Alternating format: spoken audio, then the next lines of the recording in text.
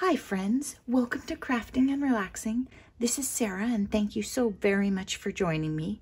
Today I'm here to give you an update on No Paper Left Behind. Some months I don't do a progress report, and this month I think I've already done one because I am cruising. I am hoping to bring you a final wrap up on this paper collection very, very shortly, maybe within the next week, and then have a week where I just work on other projects before I start next month's No Paper Left Behind. This month is Bo Bunny, 36 pages of Something Splendid collection. If you recall, I had some glitter pieces, let me see, like this, and brads, and the ephemera pack. So I had 3 accessory things, which I don't usually have, but it was super fun. And I love these colors. Art Deco is very symmetrical, so it's usually not my style. I like it in architecture, but maybe not in crafts. But I've really been enjoying it in these cards. The insides are all blank and they have scraps of paper that correspond. And I'll just show you the fronts and we'll move on. When I show you my wrap up, I'll just show you the new things because I will probably have mailed some of these by then. And also, you don't need to see them again. I have a bunch of thank you cards in here because I desperately owe them. There were phrases in here I didn't know. No one's onions. You're on the trolley. There were things I had to look up. I mean, I didn't want to put something on a card that was weird or rude. Bo Bunny probably wouldn't have done that to me, but I just thought I would check. This was an embellishment that came this way with the swirls, and then these were just random extras, and I liked putting them right there with the T. And you probably can't see, oh, there you go. See the Wink of Stella on the feather? I did that in many places. Here, this was Stickles. And you know, I am a giant fan of diamond, but I discovered crystal this week because it's greenish and it's amazing with this paper. And that's one of the things that I'm careful about with my Stickles is I like to have one that matches everything. So while the green tones, green and blue, wouldn't match every single thing you make, it's amazing with this paper. I did the same. I did the Stickles here. I probably should have been telling you. This is 2 different fancy papers. This one, the embellishment was damaged. I don't know if you recall, but it was kind of flipped over and torn. So I cut it with my knife, folded back what I had, and then put some embellishments on top of it because I didn't want to throw her out. She was too cute. Atta Girl, I just layered and layered. Had tons of fun with that. See? If you're uncomfortable layering, experiment. Don't rush yourself. Set things down. Have you ever moved the furniture in your house because you were cleaning or vacuuming and then found that you liked the couch better where you put it? Layering and learning to grow in crafting, it can be the same. Maybe you set something down on top of something else because you were moving it to get the glue and then you realize you like it there, so you stick it down. Experiment. Just lay things on top of each other in a different way until you find something. This one, I don't know how I feel. It's very geometric, right? It's weird for me. The Cat's Meow was from the Brad set, and I loved it. I did actually use brads as brads in this collection quite a bit. And if you recall, I've talked before about I make my card fronts separately and then glue them onto the base.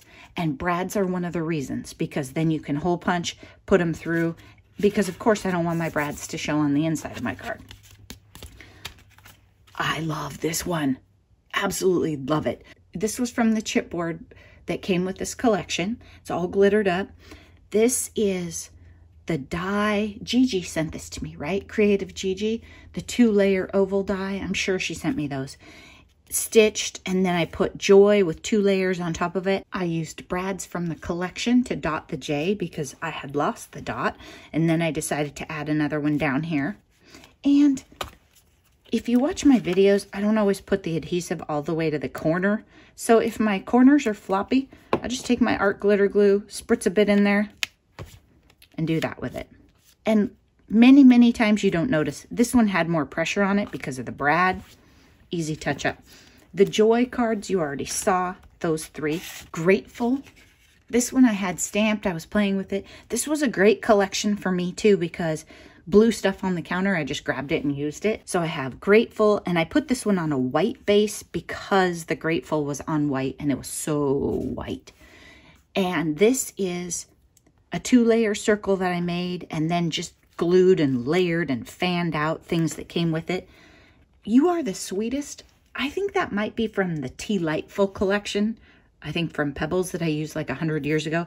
I found that on the counter and the colors worked and I liked it. Life is Swell, that's from this Brad set. I loved those. The big ones, I took the backs off and put 3 medium-sized glue dots behind it. I just layered it up until I thought it was enough. 2 might have worked, 3 was great. Same here, just layered the heck out of this thing and had fun. Has foam mount behind it. Hotsy Totsy, Admit One, Foxtrot Lessons. This was a star I added to an embellishment that came with it. Bling that I added to an embellishment that came with it. I've been using, a lot of the Bo Bunny collections come with these, like file tab things. These would be great for journaling in a scrapbook. They would be great if you had little tiny clear or gold stickers. But I've also just been using them and doing a better job using them as layers in behind. That's what I used a bunch of on here too. They're still beautiful paper. You can change the shape if you don't like them, but I don't use them as like a file folder thing. Big Timer. See, these are funny sayings. These cards have a lot of dimension. I don't know how well it shows. Stickles on the feather. Also Wink of Stella. Of course, there's Wink of Stella all over. Brad's and some extra bling on the up and up, and that's popped up. Then the other thing that was interesting about this collection is I had some vintage metallic braid that I picked up probably at Scrap PDX. And it is a gold that I don't like with most of our golds these days. I'll show you what I'm talking about. Look at it compared to Maggie Holmes gold. It's an orangey, more vintage looking gold, but it was the gold in this collection. It was this gold. So I thought that was interesting. I used it in places, but then sometimes didn't put it on the same card as the actual really chunky glittery things. But I did notice that and get it out. So this is a circle punch, a feather. The bottom of the feather kind of gets lost in the card, but it does have Wink of Stella. And then this is popped up. And I put the ephemera is not thick. So I put it on cardstock and then fussy cut around it. Cat's Meow. This one turned out fun. Again, I wish I would have left a larger border to show more of that stripe behind, but I had already glued things down before I realized that. This was an ephemera that I made but didn't pop up because the star itself has popped. See that? I would have liked to pop the whole thing, but again, I'm trying to make cards you can mail right now. If your card is more than 1/4 of an inch, they switch it over to a parcel and charge more.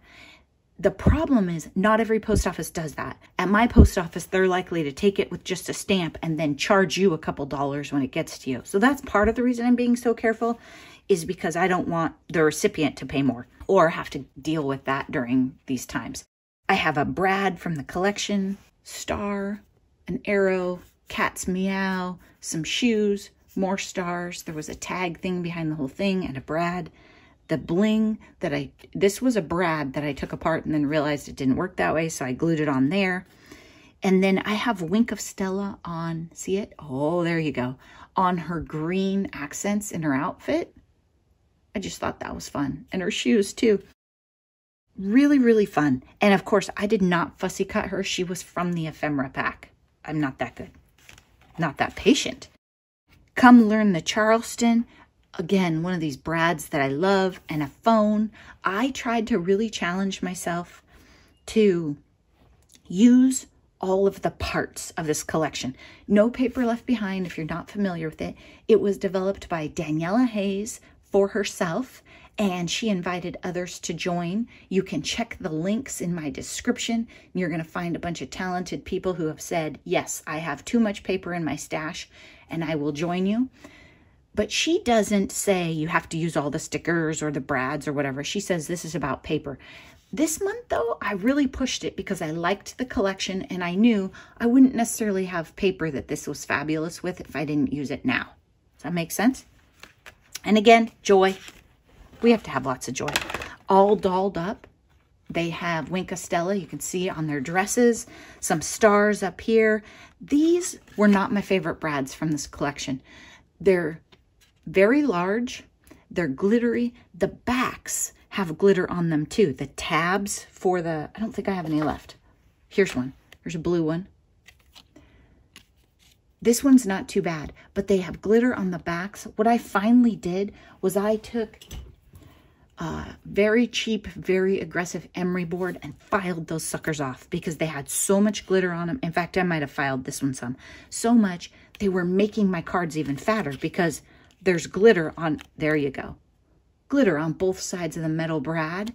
So you have all of that, plus this big bulky front. It just wasn't working. It was making them mad. When in doubt, file it. I used that gold, bright gold. I put some striped paper behind it.